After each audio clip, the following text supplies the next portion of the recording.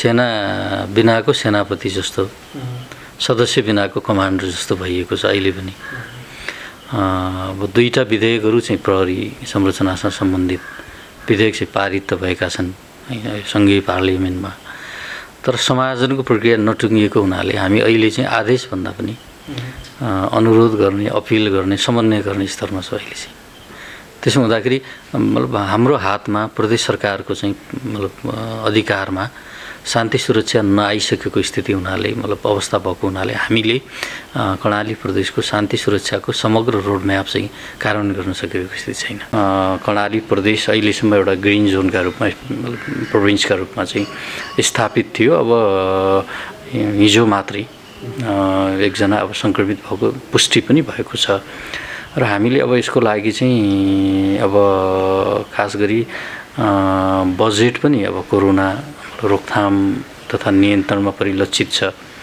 मलाई आउने बजेट चाहिँ जो 11 गतेबाट प्रदेश सभाको अधिवेशन चाहिँ प्रारम्भ हुँदैछ र अहिले अब लकडाउनको प्रभावकारी कार्यान्वयन गर्ने हामीले तिर अब सुरक्षा निकायहरूलाई पनि हामीले समन्वय गरेर र पब्लिकहरू र सङ्घीय मतलब स्थानीय सरकार हाम्रो सहितको सहभागितामा, किनभने कोरोनाको विरुद्ध विजय हासिल गर्ने कुरा पनि एउटा सरकारको मतलब सामर्थ्य पर्याप्त हुँदैन।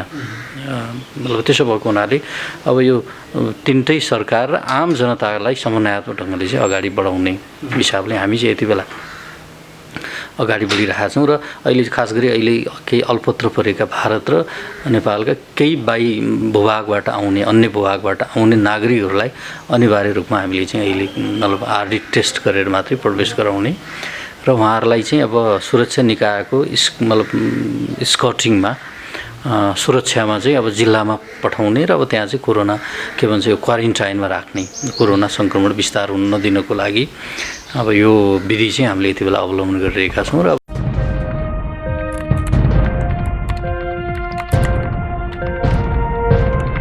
सेरोफेरो संवादमा यहाँलाई हार्दिक स्वागत छ। म गणेश ओली। आज हामी कर्णाली प्रदेशका आन्तरिक मामिला तथा कानुन मन्त्री माननीय नरेश भण्डारीज्यूसँग विभिन्न विषयमा कुराकानी गर्न गइरहेका छौँ। खास गरी देश कोरोनाबाट आक्रान्त भएको अवस्था छ र कर्णालीमा मात्रै कोरोनाले हिजो मात्रै चाहिँ सङ्क्रमण पुष्टि भएको छ कर्णालीमा र ती समसामयिक विषय र खास गरी कोरोनाको सङ्क्रमण रोक्नको लागि कर्णाली प्रदेश सरकारको तयारीको विषयमा र समग्र शान्ति सुरक्षा र सुव्यवस्थाको विषयमा आज हामी कुराकानी गर्न गइरहेका छौँ। सुरुमा स्वागत छ माननीयज्यूलाई। आराम हुन्छ? ठिक छ। सुरुमा कुराकानी गरौँ। अब देश चाहिँ कोरोनाबाट आक्रान्त छ र कर्णालीमा पनि कोरोना सङ्क्रमण पुष्टि भइसकेका छन्। यसको तयारी र आम जनताको सुरक्षा, कोरोनाबाट चाहिँ सङ्क्रमण रोक्नको लागि सरकारको तयारी के छ, त्योबाट सुरु गरौँ। यस्तो छ, अब हामीले कोरोना यो खास गरी विश्वको मानव समुदायको, मानव जातिकै एउटा चुनौतीका रूपमा यो यति बेला चाहिँ अब प्रस्तुत भइरहेको छ। अब एउटा ठुलो चाहिँ एउटा महामारी, खास गरी एउटा विश्वव्यापी एउटा ठुलो सङ्कट यसले पैदा गरेको स्थिति छ र हाम्रो मुलुक पनि अब योबाट अछुतो रहने कुरा भएन। हाम्रो प्रदेश पनि विश्व मानव जातिले यति बेला जुन चुनौती मतलब सामना गरिरहेको छ, अब त्यो चुनौतीको सामना गर्नका निम्ति अब क्रियाशील भइरहेको स्थिति छ र खास गरी अब हामीले कर्णाली प्रदेश सरकारले स्पष्ट रणनीतिका साथ जसरी अहिले चाहिँ सङ्घीय सरकारको स्वास्थ्य मन्त्रालयले 6टीको कोरोना कोभिड-19 नियन्त्रण तथा रोकथामको एउटा रणनीति चाहिँ यति बेला अख्तियार गरेर कार्यान्वयन गरिरहेको छ। कर्णाली प्रदेश सरकारले पनि अब त्यसैको गाइडलाइनमा आफ्नो रणनीतिहरू यति बेला कार्यान्वयन गरिरहेको छ। प्रथमतः हामीले केही संरचनाहरू जरुरी हुन्थ्यो यसको विरुद्ध जुझ्नको लागि र क्याबिनेट मन्त्री स्तरका उच्च स्तरीय समितिहरू हामीले प्रारम्भमा नै गठन गऱ्यौँ र त्यही अनुसारको रणनीति अख्तियार गऱ्यौँ र हामीलाई फेरि अब यो कार्यान्वयन गर्नका निम्ति बजेट आवश्यक हुने भएको हुनाले हामीले 50 करोडको चाहिँ कोष पनि मतलब हामीले मतलब खडा गऱ्यौँ र सोही अनुरूप यति बेला हामी चाहिँ अब कार्यान्वयनको प्रक्रियामा जुटिरहेका छौँ र अहिले अब कर्णाली प्रदेश अहिलेसम्म एउटा ग्रिन जोनका रूपमा प्रोभिन्सका रूपमा चाहिँ स्थापित थियो। अब हिजो मात्रै एकजना अब सङ्क्रमित भएको पुष्टि पनि भएको छ र हामीले अब यसको लागि चाहिँ अब खास गरी बजेट पनि अब कोरोना रोकथाम तथा नियन्त्रणमा परिलक्षित छ। मलाई आउने बजेट चाहिँ जो 11 गतेबाट प्रदेशसभाको अधिवेशन चाहिँ प्रारम्भ हुँदैछ र अहिले अब लकडाउनको प्रभावकारी कार्यान्वयन गर्ने हामीले तिर अब सुरक्षा निकायहरूलाई पनि हामीले समन्वय गरेर र पब्लिकहरू र सङ्घीय मतलब स्थानीय सरकार हाम्रो सहितको सहभागितामा, किनभने कोरोनाको विरुद्ध विजय हासिल गर्ने कुरा कुनै एउटा सरकारको मतलब सामर्थ्य पर्याप्त हुँदैन। मतलब त्यसो भएको हुनाले अब यो तिनटै सरकार र आम जनतालाई समन्वयात्मक ढङ्गले चाहिँ अगाडि बढाउने हिसाबले हामी चाहिँ यति बेला अगाडि बढिरहेका छौँ र अहिले खास गरी अहिले केही अल्पत्र परेका भारत र नेपालका केही भूभागबाट आउने अन्य भूभागबाट आउने नागरिकहरूलाई अनिवार्य रूपमा हामीले चाहिँ अहिले मतलब आरडी टेस्ट गरेर मात्रै प्रवेश गराउने र उहाँहरूलाई चाहिँ अब सुरक्षा निकायको मतलब स्कटिङमा सुरक्षामा चाहिँ अब जिल्लामा पठाउने र अब त्यहाँ चाहिँ कोरोना के भन्छ यो क्वारेन्टाइनमा राख्ने, कोरोना सङ्क्रमण विस्तार हुन नदिनको लागि अब यो विधि चाहिँ हामीले यति बेला अवलम्बन गरिरहेका छौँ र अब कर्णाली प्रदेशका मा अस्तित्वमा रहेका सबै संयन्त्रहरू सरकारी संयन्त्रहरूको एकीकृत हामीले चाहिँ समन्वयात्मक परिचालन चाहिँ गरिरहेको स्थिति छ अहिले। जस्तो मानिज्यू कर्णाली चाहिँ जेठ 5 गतेभन्दा अगाडि चाहिँ ग्रिन जोनमा थियो र जेठ 5 गते एउटा चाहिँ सङ्क्रमण पुष्टि भएको छ र कतिपय नागरिकहरूले भन्ने गर्छन् कर्णाली सरकारले चाहिँ नागरिकहरू उद्धार गर्ने कार्य चाहिँ राम्रै हो, गर्नुपर्छ। राज्यको दायित्व भनेको सबभन्दा पहिला चाहिँ नागरिकको चाहिँ प्रोटेक्सन गर्ने, रेस्क्यु गर्ने नै हो। तर त्यो रेस्क्यु गर्ने क्रममा जुन असावधानीहरू अपनाइयो हैन, त्यसको चाहिँ पिसिआर टेस्ट अथवा चाहिँ अन्य टेस्टहरू गरेर चाहिँ गाउँमा पठाउनु पर्ने, क्वारेन्टाइनमा राख्नुपर्ने हो, त्यो चाहिँ गर्न कर्णाली सरकार चुक्यो भन्ने चाहिँ आरोप छ र उहाँहरूलाई अब त्यहीँ रहन दिने भने झन् सङ्क्रमण पर्ने स्थिति भयो। र चाहिँ हामीले नाकाहरू कानुन नखोलिदिँदाखेरि मतलब यो अनधिकृत रूपमा चाहिँ प्रदेशमा प्रवेश गर्ने र सबभन्दा ज्यादा जोखिम चाहिँ उहाँहरूबाटै देखिन्छ। उहाँहरू सिधै चाहिँ तपाईँको घर प्रवेश गर्ने र समुदायमा प्रवेश गर्ने, क्वारेन्टाइनमा नबस्ने उहाँहरू त्यसमा त लुकी छिपी होइन चाहिँ यो चाहिँ मतलब फरक अनौपचारिक नाकाहरूबाट प्रवेश गर्दाखेरि जोखिम अझ बढेको हामीलाई अनुभूति भयो। त्यसो हुँदाखेरि मतलब सरकारले निर्धारण गरेका नाकाहरू अफिसियल नाकाहरूबाट उहाँहरू आउनुभयो भने उहाँहरूको चाहिँ चेक जाँच पनि हुन्छ, उहाँहरूको विवरण सङ्कलन हुन्छ, उहाँहरूलाई चाहिँ मतलब ट्रेसिङ गर्न पनि सजिलो हुन्छ, ट्र्याकिङ गर्न पनि सजिलो हुन्छ। त्यसो भए हुनाले अब हामीले औपचारिक नाकाबाट उहाँहरूलाई आउनका लागि अपिल गरेका छौँ र पर्याप्त सावधानी अपनाउनको निम्ति सरकारले चाहिँ आफ्नो साधन स्रोतको भरपुर उपयोग गरिरहेको स्थिति छ। यति बेला हामी एकदमै संवेदनशीलतापूर्वक गम्भीरतापूर्वक वास्तवमा कोरोना या महामारीका विरुद्ध विजय हासिल गर्नका निम्ति डटिरहेका छौँ। अब परिणामस्वरूप कर्णाली प्रदेश बाँकी प्रदेशमा कोरोना सङ्क्रमितहरूको सङ्ख्या बढ्दै जाँदाखेरि कर्णाली प्रदेश अस्तिका दिनसम्म चाहिँ मतलब एकजना पनि सङ्क्रमित देखिनु भएको थिएन, हिजो मात्रै देखिनुभयो। त्यसो हुँदाखेरि कर्णाली सरकारको, कर्णालीका नागरिकहरूको यो अग्रमोर्चामा कोरोना विरुद्धको लडाइँको अग्रमोर्चामा डटिरहनुभएका समस्त चाहिँ व्यक्तित्वहरूको चाहिँ यो सक्रियताको प्रतिफल हो जस्तो लाग्छ मलाई यो।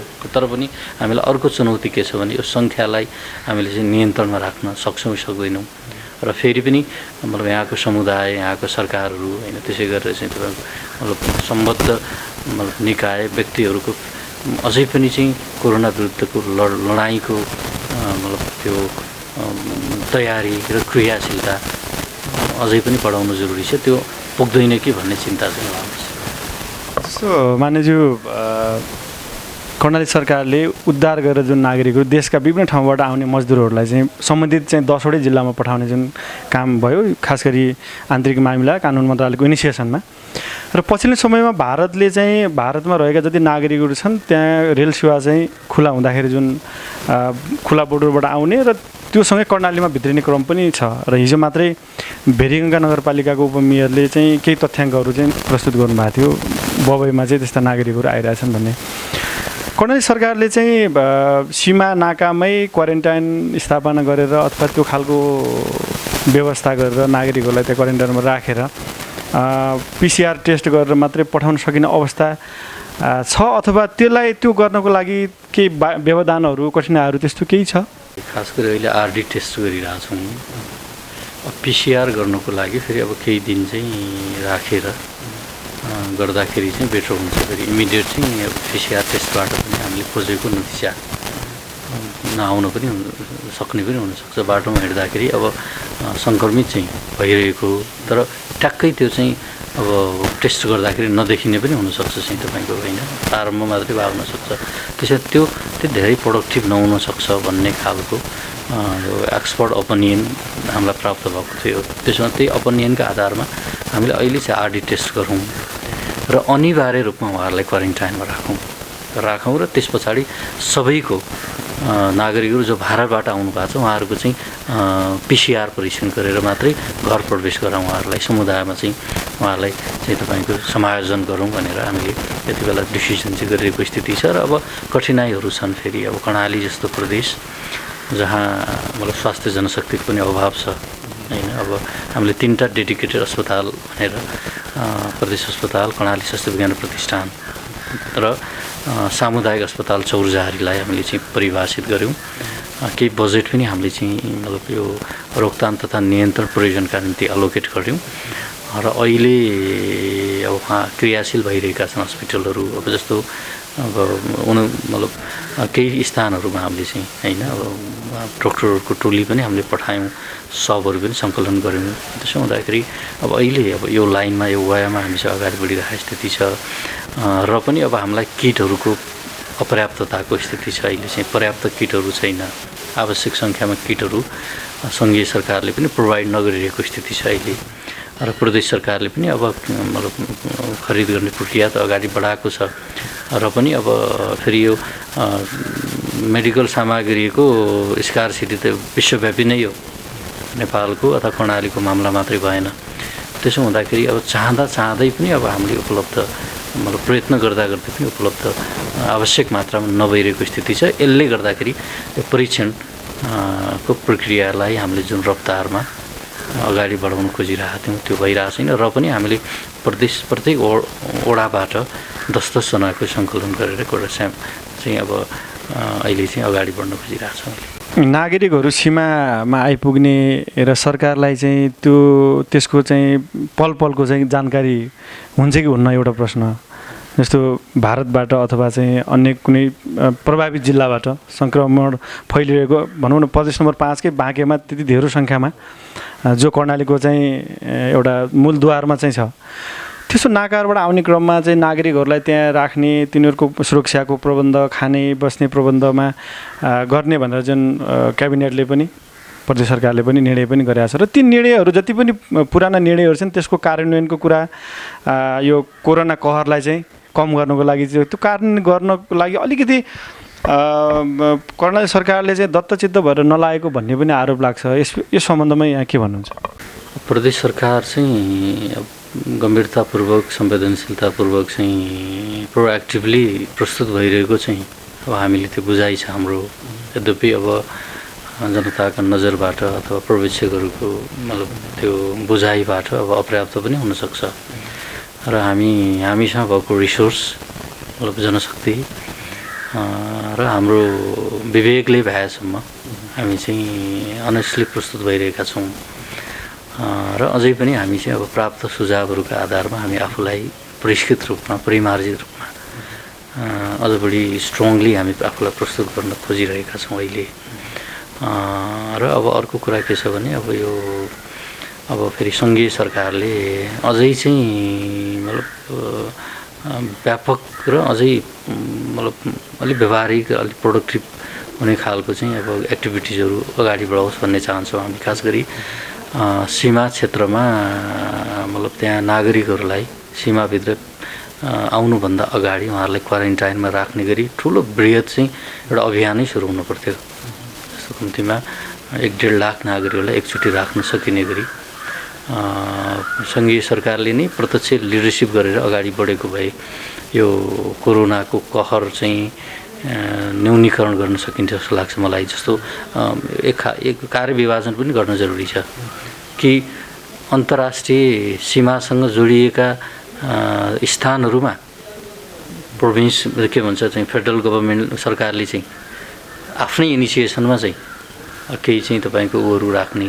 टेन्टहरू राख्ने होइन, क्वारेन्टाइनहरूको व्यवस्था गर्ने। त्यस पछाडि जो प्रोभिन्सको चाहिँ सीमा रेखामा अथवा चाहिँ त्यहाँनिर बोर्डरहरूमा चाहिँ प्रदेश सरकारले क्वारेन्टाइनहरू राख्ने र त्यस पछाडि जिल्लामा जिल्लाको पहलमा र स्थानीय तहमा। अब यो चाहिँ तपाईँको कार्यविभाजन यो मोडलमा चाहिँ प्रस्तुत गरेको भए व्यवस्थापन गर्न सजिलो हुन्थ्यो। अब सङ्घीय सरकारले त्यसरी चाहिँ प्रत्यक्ष इनिसिएसनमा चाहिँ मतलब उहाँले त्यो क्वारेन्टाइनको व्यवस्था आफैले नगरिदिँदाखेरि हामीलाई चाहिँ समस्या भएकै छ। जस्तो अहिले कर्णाली प्रदेशको झन्डै 70,000 भन्दा बढी नागरिकहरू रोजगारीका सिलसिला भारतमा गइरहेको हामीलाई प्रारम्भिक एउटा तथ्याङ्क छ र झन्डै 20,000 चाहिँ उहाँहरू चाहिँ स्वदेश फर्किनका लागि उहाँहरू चाहिँ आतुर नै हुनुहुन्छ अहिले। भनेपछि 20,000 नागरिकहरूलाई हामीले एकैपटक क्वारेन्टाइनमा राख्ने कुरा निकै चुनौतीपूर्ण छ। त्यसो भए हुनाले मतलब सङ्घीय सरकारले पनि यो स्तरबाट प्लानिङ गरिदिएको भए यो कोरोना विरुद्धको लडाइँमा हामीले विजय चाहिँ हासिल गर्न सकिन्थ्यो भन्ने मेरो आफ्नो चाहिँ यो अपनियन हो। यो चाहिँ एकजनामा चाहिँ सङ्क्रमण देखिया छ र अब एकजनामै सीमित राखेर प्रदेशमा सङ्क्रमणको दरलाई न्यूनीकरण गर्ने र प्रदेशका नागरिकहरूलाई चाहिँ यो रोगबाट चाहिँ प्रोटेक्सन गर्ने कार्यमा चाहिँ दत्तचित्त भएर लागेको यहाँले पनि जानकारी दिनुभयो। अब प्रदेश सरकारको नीति तथा कार्यक्रम पनि आउँदैछौँ। 6औँ अधिवेशन 11 गतेको लागि चाहिँ आह्वान भइसकेको छ र अब आउने नीति तथा कार्यक्रममा कर्णाली सरकारका प्राथमिकताहरू के हुनुपर्छ र के छन्। अब यहाँ चाहिँ एउटा क्याबिनेटको एउटा चाहिँ जिम्मेवार सदस्य पनि भएको हिसाबले गर्दाखेरि अबका चाहिँ आर्थिक वर्षका नीति कार्यक्रम बजेटहरू कता परिलक्षित हुनुपर्छ, केमा बढी फोकस हुनुपर्छ भन्ने यहाँको धारणा छ र खास गरी कोरोनाको सङ्क्रमणबाट परेको प्रभाव क्षेत्रहरू के हुन्, प्रभावका क्षेत्रहरू के हुन्, कृषि अथवा चाहिँ जनजीविका यावत कुराहरूमा यहाँहरूको ध्यान कति उगा छ? रोगका विरुद्ध हामी जितिरहेका छौँ होइन। अबको प्रब्लम के भने भोक ज्यादा मेजर प्रब्लम बनेर आइदिन सक्छ। भोकका कारणले पनि मतलब रोग विस्तार हुने खतरा चाहिँ अब बढ्दैछ। कर्णाली प्रदेश जो खाद्य सङ्कटको स्थितिबाट गुज्रिएको प्रदेश हो। अब प्रोडक्सन उत्पादन यहाँका नागरिकहरूलाई पुग्ने गरिकन हुँदैन। हामीले निर्भर हुने भनेको मतलब 5 नम्बरबाट निर्भर हुनुपर्ने, 2 नम्बरबाट निर्भर हुनुपर्ने छ। त्यसो भएको हुनाले कर्णाली प्रदेशको नागरिकहरूलाई भोकमरीबाट मुक्त गर्नको लागि हामीले अब कर्णाली प्रदेश सरकार गम्भीर बन्नुपर्दछ भनेर हामी छलफल गरिरहेका छौँ। र मेरो अबको बजेट कर्णाली प्रदेशको मात्रै होइन, यो मुलुककै पनि अब के चाहिँ कतातिर लक्षित हुन जरुरी छ। पहिलो कुरा उपचार, कोरोनाको रोकथाम तथा नियन्त्रण। दोस्रो चाहिँ उत्पादन, तेस्रो आपूर्ति। त्यसो हुँदाखेरि उपचार, उत्पादन र आपूर्तिलाई हामीले चाहिँ एउटा सूत्र वाक्य बनाएर एउटा मतलब सूत्र फर्मुला बनाएर हामी अगाडि बढ्न जरुरी छ। मतलब बजेट कर्णाली प्रदेश सरकारको बजेट पनि यसैमा कन्सन्ट्रेट भएर आउँदैछ। अहिले मुलुककै लागि पनि उपचार, उत्पादन र आपूर्ति नै हो अहिले हामीले जोड दिनुपर्ने। त्यसो भएको हुनाले पहिलो कुरा त उपचार, हामीले स्वास्थ्यमा अलि बढी मतलब जोड दिइरहेको स्वास्थ्य संरचनाहरू, जनशक्ति होइन, मेडिकल सामग्रीहरू उत्पादन, यसमा चाहिँ आपूर्तिमा जोड दिइरहेका छौँ। दोस्रो कुरा प्रोडक्सन बढाउनुपर्छ। अब प्रोडक्सन यदि हामीले चाहिँ वृद्धि गर्न सकेनौँ भने लाग्छ भोकमरीको स्थिति सिर्जना हुन्छ। फेरि हाम्रो उत्पादनले मात्रै कर्णालीवासीहरूलाई अहिले चाहिँ मतलब पेटभरि पुग्ने स्थिति छैन।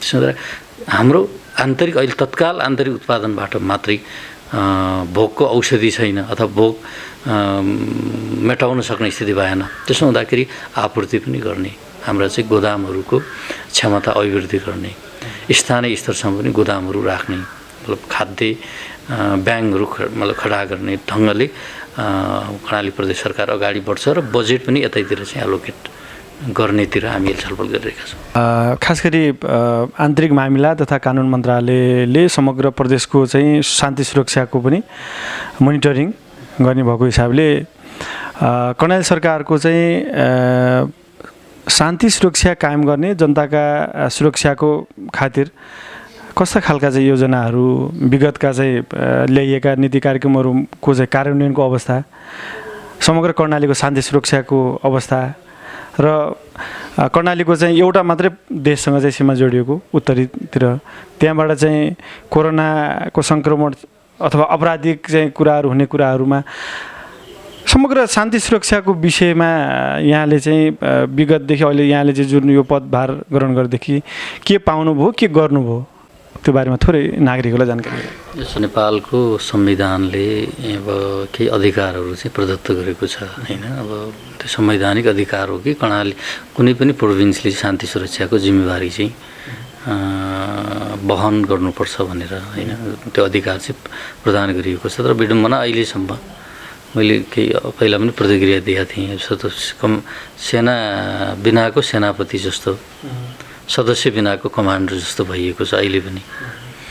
अब दुईटा विधेयकहरू चाहिँ प्रहरी संरचनासँग सम्बन्धित विधेयक चाहिँ पारित त भएका छन् हैन सङ्घीय पार्लियामेन्टमा, तर समायोजनको प्रक्रिया नटुङ्गिएको हुनाले हामी अहिले चाहिँ आदेशभन्दा पनि अनुरोध गर्ने, अपिल गर्ने, समन्वय गर्ने स्तरमा छ अहिले चाहिँ। त्यसो हुँदाखेरि मतलब हाम्रो हातमा प्रदेश सरकारको चाहिँ मतलब अधिकारमा शान्ति सुरक्षा नआइसकेको स्थिति हुनाले, मतलब अवस्था भएको हुनाले हामीले कर्णाली प्रदेशको शान्ति सुरक्षाको समग्र रोडम्याप चाहिँ कार्यान्वयन गर्न सकेको स्थिति छैन। यद्यपि हामीले मतलब समन्वय त गरिरहेका छौँ, तर फोर्समा समन्वय भन्दा पनि आदेश प्रदान हुन्छ, निर्देशन। त्यो अनुरोध, अनुनय, विनय अथवा चाहिँ समन्वयले मात्रै चाहिँ तपाईँको फोर्स चाहिँ परिचालन हुँदैन। त्यहाँ चाहिँ आदेश र निर्देशनको मतलब प्रधानता हुन्छ त्यहाँ हैन। तर र पनि फेरि अहिले यो मुलुकको सङ्कटग्रस्त स्थितिमा छ मुलुक हैन, यति बेला हामीले सुरक्षा निकायसँग प्रभावकारी ढङ्गले समन्वय गरिरहेका छौँ र उहाँहरूले पनि परिस्थितिको संवेदनशीलतालाई उहाँले मध्यनजर गरेर प्रदेश सरकारले सहयोग गरिरहनु भएको छ।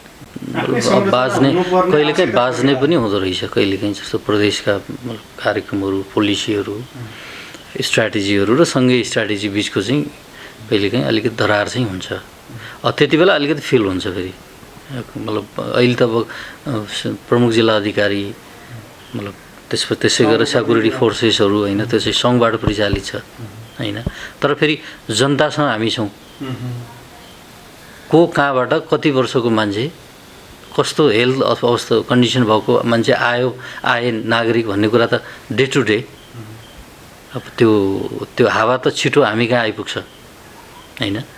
त्यसो हुँदाखेरि छिटो कम्पन त हामी कहाँ पुग्ने हो, त्यो फिल्डमा हामी प्रत्यक्ष परिचालित भएको स्थिति हुँदाखेरि कहिलेकाहीँ अब हामीले बनाएको मतलब स्ट्राटेजी, कार्यक्रम, अनि योजना र सङ्घीय कहिलेकाहीँ बाज्ने पनि हुँदो रहेछ। त्यसले गर्दाखेरि अनलाइनमा सेक्युरिटी फोर्स परिचालन गर्दाखेरि मतलब चेन अफ कमान्ड हुन्छ नि, अब एउटै चेन अफ कमान्ड परिचालन गर्न पाएको भए अझ चाहिँ यो कहरका विरुद्ध, महामारीका विरुद्धमा, यो दुश्मनका विरुद्धमा चाहिँ विजय हासिल गर्न सजिलो हुन्थ्यो। अहिले के छ भने अब कोरोना चाहिँ कोभिड-19 कस्तो हो, यसको मृत्यु चाहिँ कसरी हुन्छ भन्ने कुरा त अहिलेसम्म कुनै पनि अब हाम्रो साइन्टिस्टहरू, रिसर्चरहरू र हाम्रो चाहिँ तपाईँ डक्टरहरूसँग थाहा छैन। अब लकडाउनलाई प्रभावकारी अस्त्रका रूपमा हामी लिइरहेका छौँ अहिले। त्यसो भएको हुनाले अब यसको मतलब कोरोना के हो र कोरोनाको आयु कति छ भन्ने कुराको निर्धारण अथवा पहिचान नहुन्जेलसम्मका निम्ति वास्तवमा हामीले गर्ने गतिविधिहरू मतलब सोचे जस्तो इफेक्टिभ नहुनु पनि सक्छन् हैन। अघिसँग जोड्ने विषय मैले त्यसो भए हुनाले अब हामीले र पनि अब हामी विश्व जुन ट्रेनमा दौडिरहेको छ, हामी पनि यसका विरुद्ध त्यसरी नै जोडिरहेका छौँ, दौडिरहेका छौँ। जस्तो तीनटा सरकारका बिचमा तालमेलको कुरालाई यहाँले सङ्केत गर्नुभयो, सङ्घ सरकार, प्रदेश सरकार र स्थानीय सरकार। र कर्णालीमा अस्ति मात्रै एउटा चाहिँ मकै काण्ड भनौँ न, यसलाई चाहिँ अलिकति सामाजिक सञ्जालमा पनि बाहिर आइरहेछ। यहाँले अघि भनेकै कुरामा जोड्दाखेरि तीनटा सरकारको अधिकारको लडाइँ, अधिकार प्राप्तिको लडाइँ र साझा सूचीहरूमा दिएका अधिकारभित्र पनि कसले कति एक्सर्साइज गर्ने भन्ने विषयमा जुन खालको चाहिँ एउटा जुन तीनटा सरकारहरूको बिचमा चाहिँ एउटा समन्वय छैन, कसरी जान पर्छ जस्तो यहाँलाई लाग्छ? यहाँ एउटा बौद्धिक नेता पनि हुनुहुन्छ, मन्त्री हुनुहुन्छ, यहाँले यस्ता धेरै विषयमा विश्लेषण पनि गर्नुहुन्छ। छोटोमा हामी कार्यक्रमको अन्त्यमा छौँ, कुराकानीको अन्त्यमा छौँ, कसरी जानुपर्छ होला तिनटै सर? संवैधानिक अधिकार नै हो। अब जस्तो संविधानले नै अब तिनवटा तह बिचको अधिकारको चाहिँ अब बाँडफाँड चाहिँ गरेको छ अनि लिपिबद्ध भएको छ। अब त्यो भनेको ठुलो बलिदानपछि प्राप्त त्यो अधिकार हो होइन। अब कसैले बक्सिसका रूपमा, कसैले उपहारका रूपमा चाहिँ दिएको अधिकार होइन। त्यो न स्थानीय तहलाई उपहारका रूपमा दिएको कसैले, न कसैले चाहिँ तपाईँको दयाले मायाले प्रदेश सरकारलाई दिएको अथवा सङ्घमा राखेको। त्यसो हुँदाखेरि यो जनताको मतलब अथक प्रयत्न पश्चात, बलिदानीको कीर्तिमानी पश्चात चाहिँ नेपालको संविधान जारी भएको छ। त्यो संविधानमा आफ्ना अधिकारहरू स्पष्ट रूपमा परिभाषित भएका छन्। त्यसो भए हुनाले अब फेरि यो फरक देशको व्यवहार पनि गर्नु भएन होइन। अब त्यसो हुँदाखेरि आफ्ना अधिकार, परिभाषित अधिकारहरू जो छन् संवैधानिक तवरबाट, त्यो अधिकारको चाहिँ कार्यान्वयन गर्ने। अब कसैको अधिकार चाहिँ मिच्न पनि अब राम्रो होइन होइन। अब तर समन्वयात्मक ढङ्गले अगाडि बढ्दाखेरि असल नियतले होइन, असल सकारात्मक उद्देश्यका साथ समन्वयात्मक ढङ्गले अगाडि बढ्दाखेरि नै अब हामी मतलब मुलुकको समृद्धिको यात्रालाई हामी मतलब गन्तव्यमा चाहिँ पुर्याउन सक्छौँ जस्तो लाग्छ मलाई। खास गरी कोरोना कहरलाई नियन्त्रण गर्ने, यसबाट चाहिँ जनताहरूको सुरक्षा गर्ने र जनताहरूलाई चाहिँ सकेसम्म चाहिँ यसको जोखिमबाट चाहिँ बचाउने जुन कार्यमा यहाँहरू लागिराख्नु भएको छ, यसमा सफलता मिलोस्। कार्यक्रममा समय दिनुभयो, यहाँलाई धेरै धेरै धन्यवाद मान्यज्यू। यहाँलाई पनि धन्यवाद, सेरोफेरो.com-लाई पनि धन्यवाद। आज हामीले सेरोफेरो संवादमा कर्णाली प्रदेश सरकारका आन्तरिक मामिला तथा कानुन मन्त्री माननीय नरेश भण्डारीज्यूसँग कोरोना कहरको नियन्त्रण कसरी गर्न सकिन्छ र कर्णालीवासीलाई कोरोनाबाट कसरी चाहिँ सुरक्षित गर्न सकिन्छ भन्ने विषयमा लगायत कर्णालीको शान्ति सुरक्षाको विषयमा चाहिँ कुराकानी गऱ्यौँ। यति बेलासम्म हामीलाई हेरेर साथ दिनुहुने सम्पूर्ण दर्शकलाई धन्यवाद र समयको लागि र यो संवादको लागि मान्यज्यूलाई धेरै धेरै धन्यवाद।